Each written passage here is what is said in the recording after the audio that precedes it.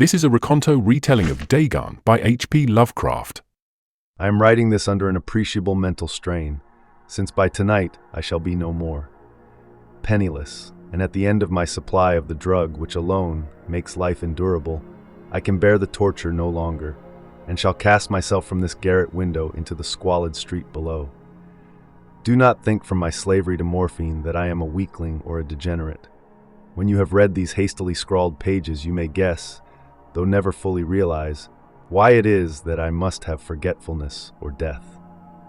It was in one of the most open and least frequented parts of the broad Pacific that the packet of which I was supercargo fell a victim to the German sea raider. The Great War was then at its very beginning, and the ocean forces of the Hun had not completely sunk to their later degradation, so that our vessel was made a legitimate prize, whilst we of her crew were treated with all the fairness and consideration due us as naval prisoners. So liberal, indeed, was the discipline of our captors, that 5 days after we were taken, I managed to escape alone in a small boat with water and provisions for a good length of time. When I finally found myself adrift and free, I had but little idea of my surroundings. Never a competent navigator, I could only guess vaguely by the sun and stars that I was somewhat south of the equator. Of the longitude I knew nothing, and no island or coastline was in sight. The weather kept fair, and for uncounted days I drifted aimlessly beneath the scorching sun, waiting either for some passing ship or to be cast on the shores of some habitable land. But neither ship nor land appeared, and I began to despair in my solitude upon the heaving vastness of unbroken blue. The change happened whilst I slept. Its details I shall never know, for my slumber, though troubled and dream-infested, was continuous. When at last I awakened, it was to discover myself half sucked into a slimy expanse of hellish black mire which extended about me in monotonous undulations as far as I could see, and in which my boat lay grounded some distance away. Though one might well imagine that my first sensation would be of wonder at so prodigious and unexpected a transformation of scenery, I was in reality more horrified than astonished. For there was in the air and in the rotting soil a sinister quality which chilled me to the very core. The region was putrid with the carcasses of decaying fish and of other less describable things which I saw protruding from the nasty mud of the unending plain. Perhaps I should not hope to convey in mere words the unutterable hideousness that can dwell in absolute silence and barren immensity.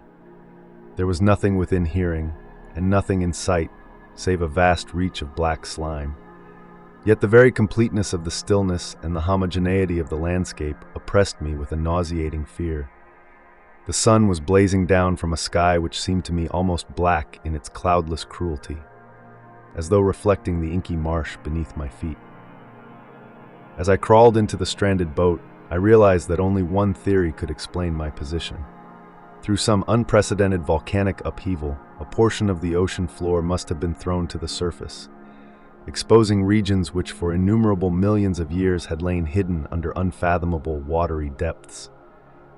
So great was the extent of the new land which had risen beneath me that I could not detect the faintest noise of the surging ocean, strain my ears as I might, nor were there any seafowl to prey upon the dead things. For several hours I sat thinking or brooding in the boat, which lay upon its side and afforded a slight shade as the sun moved across the heavens. As the day progressed, the ground lost some of its stickiness and seemed likely to dry sufficiently for traveling purposes in a short time. That night I slept but little, and the next day I made for myself a pack containing food and water, preparatory to an overland journey in search of the vanished sea and possible rescue. On the third morning I found the soil dry enough to walk upon with ease. The odor of the fish was maddening, but I was too much concerned with graver things to mind so slight an evil, and set out boldly for an unknown goal. All day I forged steadily westward, guided by a faraway hummock too, which rose higher than any other elevation on the rolling desert. That night I encamped, and on the following day still traveled toward the hummock, though that object seemed scarcely nearer than when I had first espied it. By the fourth evening I attained the base of the mound, which turned out to be much higher than it had appeared from a distance, an intervening valley setting it out in sharper relief from the general surface. Too weary to ascend, I slept in the shadow of the hill. I know not why my dreams were so wild that night, but ere the waning and fantastically gibbous moon had risen far above the eastern plain, I was awake in a cold perspiration, determined to sleep no more. Such visions as I had experienced were too much for me to endure again, and in the glow of the moon, I saw how unwise I had been to travel by day. Without the glare of the parching sun, my journey would have cost me less energy. Indeed, I now felt quite able to perform the ascent which had deterred me at sunset. Picking up my pack, I started for the crest of the eminence. I have said that the unbroken monotony of the rolling plain was a source of vague horror to me, but I think my horror was greater when I gained the summit of the mound and looked down the other side into an immeasurable pit or canyon, whose black recesses the moon had not yet soared high enough to illumine. I felt myself on the edge of the world, peering over the rim into a fathomless chaos of eternal night. Through my terror ran curious reminiscences of Paradise Lost and Satan's hideous climb through the unfashioned realms of darkness. As the moon climbed higher in the sky, I began to see that the slopes of the valley were not quite so perpendicular as I had imagined. Ledges and outcroppings of rock afforded fairly easy footholds for a descent, whilst after a drop of a few hundred feet, the declivity became very gradual. Urged on by an impulse which I cannot definitely analyze, I scrambled with difficulty down the rocks and stood on the gentler slope beneath, gazing into the Stygian deeps where no light had yet penetrated. All at once, my attention was captured by a vast and singular object on the opposite slope, which rose steeply about 100 yards ahead of me, an object that gleamed whitely in the newly bestowed rays of the ascending moon. That it was merely a gigantic piece of stone, I soon assured myself, but I was conscious of a distinct impression that its contour and position were not altogether the work of nature. A closer scrutiny filled me with sensations I cannot express, for despite its enormous magnitude, and its position in an abyss which had yawned at the bottom of the sea since the world was young, I perceived beyond a doubt that the strange object was a well-shaped monolith, whose massive bulk had known the workmanship and perhaps the worship of living and thinking creatures. Dazed and frightened, yet not without a certain thrill of the scientist's or archaeologist's delight, I examined my surroundings more closely. The moon, now near the zenith, shone weirdly and vividly above the towering steeps that hemmed in the chasm, and revealed the fact that a far-flung body of water flowed at the bottom, winding out of sight in both directions and almost lapping my feet as I stood on the slope. Across the chasm, the wavelets washed the base of the cyclopean monolith, on whose surface I could now trace both inscriptions and crude sculptures. The writing was in a system of hieroglyphics unknown to me, and unlike anything I had ever seen in books, consisting for the most part of conventionalized aquatic symbols such as fishes, eels, octopi, crustaceans, mollusks, whales, and the like. Several characters obviously represented marine things which are unknown to the modern world, but whose decomposing forms I had observed on the ocean-risen plain. It was the pictorial carving, however, that did most to hold me spellbound. Plainly visible across the intervening water on account of their enormous size was an array of bas-reliefs whose subjects would have excited the envy of a Dor. I think that these things were supposed to depict men, at least a certain sort of men, though the creatures were shown disporting like fishes in the waters of some marine grotto, or paying homage at some monolithic shrine which appeared to be under the waves as well. Of their faces and forms I dare not speak in detail, for the mere remembrance makes me grow faint. Grotesque beyond the imagination of a Poe or a Bulwer, they were damnably human in general outline despite webbed hands and feet, shockingly wide and flabby lips, glassy, bulging eyes, and other features less pleasant to recall.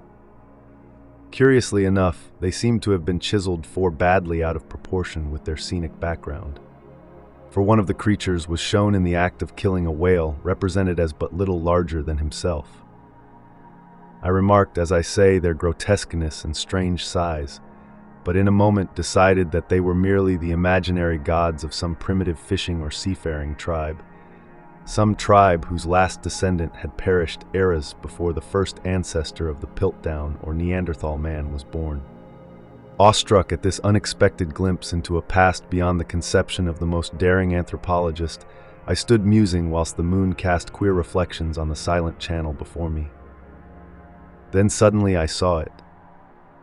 With only a slight churning to mark its rise to the surface, the thing slid into view above the dark waters.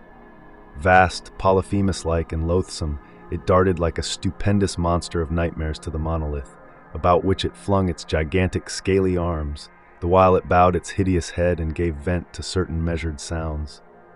I think I went mad then.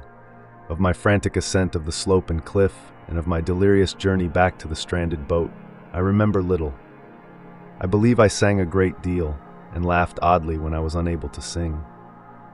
I have indistinct recollections of a great storm some time after I reached the boat.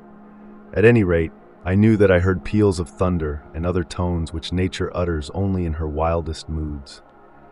When I came out of the shadows, I was in a San Francisco hospital, brought thither by the captain of the American ship which had picked up my boat in mid-ocean.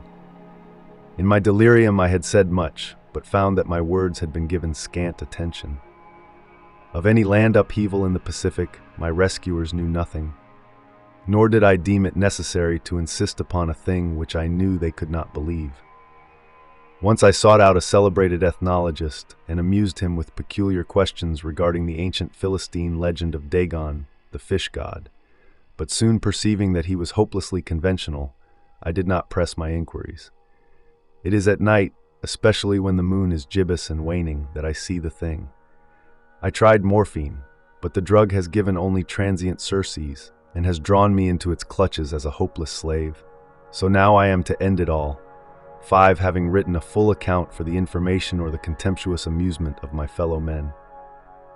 Often I ask myself if it could not all have been a pure phantasm, a mere freak of fever as I lay sun-stricken and raving in the open boat after my escape from the German man-of-war.